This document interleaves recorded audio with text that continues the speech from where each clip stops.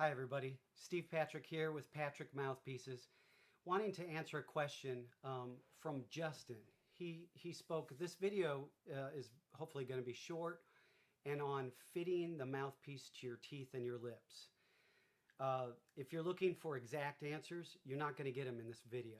This is an idea and kind of a point of departure to think about when you're fitting yourself. A lot of people want to do everything with numbers, and numbers are a great point of departure. They're helpful, but numbers can't tell the whole picture. And we spoke of you feeling the inside of the inner diameter of a mouthpiece, the high point, that's kind of the center or the top part of a mouthpiece.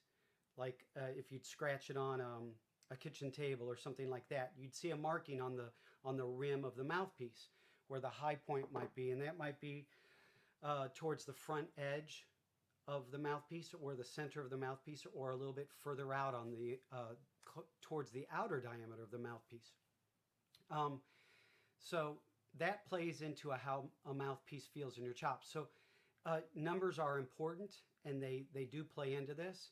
But here's what numbers don't tell you. Numbers don't tell you how squishy my lips are compared to your lips. You know, viscosity is the wrong word, but how supple they are, how rigid they are. We're all made differently, and those kind of things play into this. Teeth, how tall your teeth are. You know, if you have a high point on your teeth, meaning they come to like a wedge, or an overlap. Maybe one tooth overlaps another tooth, or maybe you have a gap in your teeth, or maybe an eye tooth sticks out, and as you start to ascend, you pull towards that side.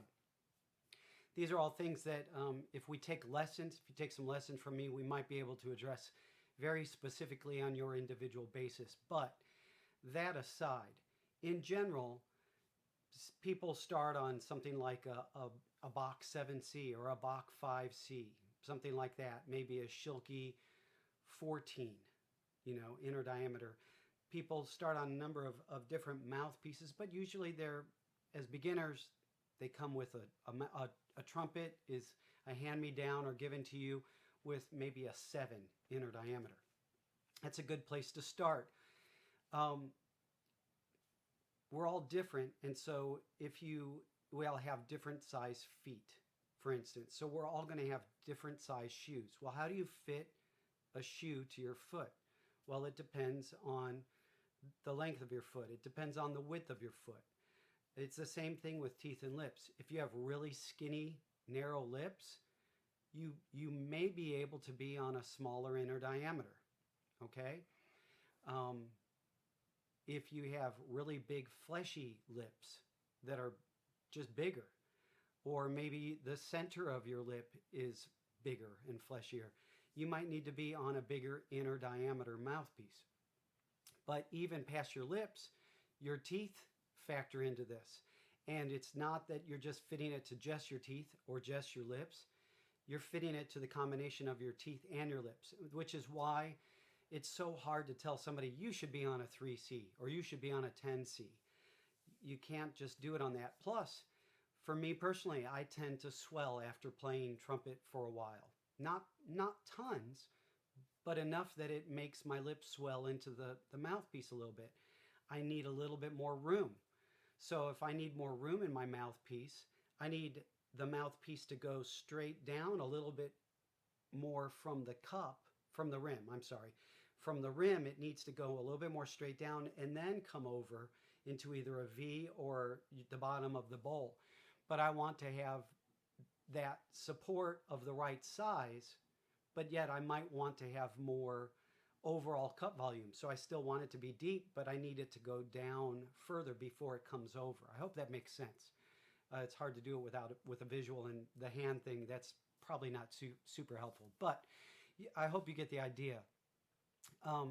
Numbers are a point of departure, and they're helpful in getting you started, but you're going to, trumpet players are not people that end up with having one or two mouthpieces their whole lives. We just, characteristically, that's not how it works for us. It is for tuba players and French horn players and a lot of trombone players. They might have one, two, three, four mouthpieces for their entire life. Even professionals, that's some of them haven't gone down a long path of mouthpieces. But with what trumpet players do, we tend to need to cover more bases. And with that in mind, we're going to have to try some different things.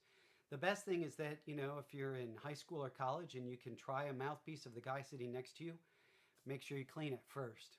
If there's anything this certain time period tells us is to go ahead and wash stuff. That aside, if you can try different things that your friends have or that you have, it's helpful to just know, oh, that felt this way, this felt that way. That's information so that when you go to a mouthpiece company or mouthpiece maker such as me or any other mouthpiece company, you can say, I've tried this, it felt like this. I've tried this, it felt like this. I liked this about this, but I struggled with this. All of that information helps somebody kind of narrow it down so that you're not just buying a mouthpiece and throwing away money. It narrows it down so that they can help you find something that very well might work for the application of what you're looking to do with it, whether it be all around a mouthpiece for everything, or a mouthpiece for just your classical work, or a mouthpiece for your piccolo trumpet playing, or a mouthpiece for your commercial playing. And commercial playing runs the gamut too. Let's say I'm sitting in a jazz band and I'm playing third trumpet. I need to be brilliant and have a sound that projects well without killing myself and working too hard.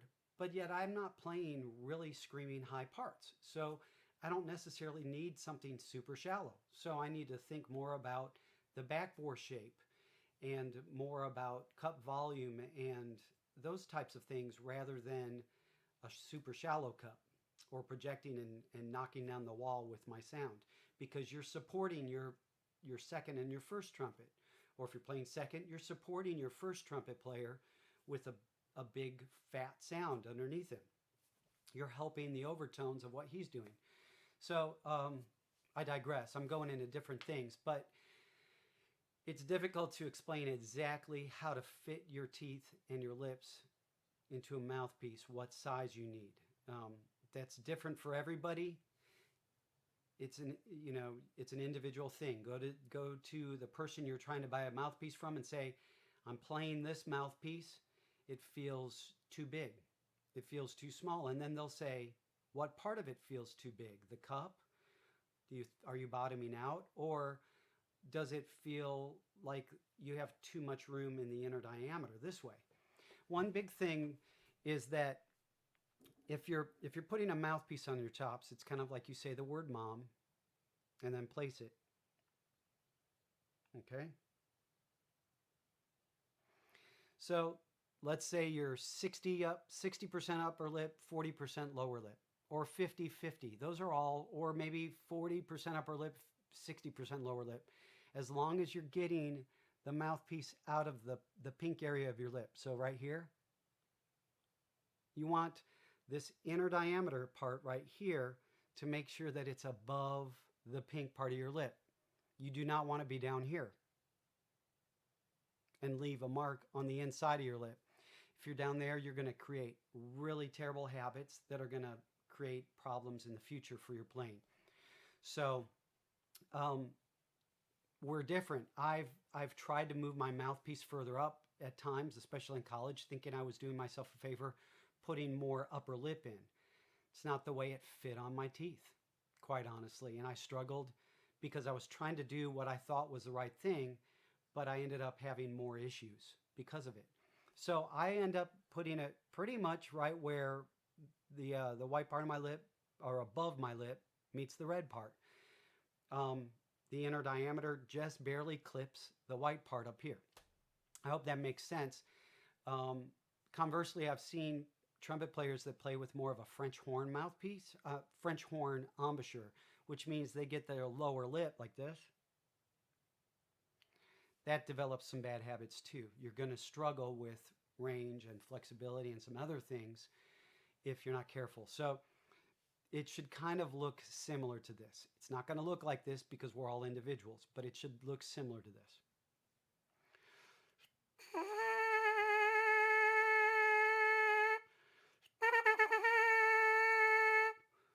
Okay. You can put comments down below. I'm going to keep on trying to do a lot of product reviews for my line so that you can get to know my line of mouthpieces better. But I might try to do a video like this here and there. But if you have really specific questions, I'm not going to be able to get to them all, and that may be a time where you would maybe want to schedule a lesson via Skype or FaceTime, or I just downloaded Zoom, so that might work as well.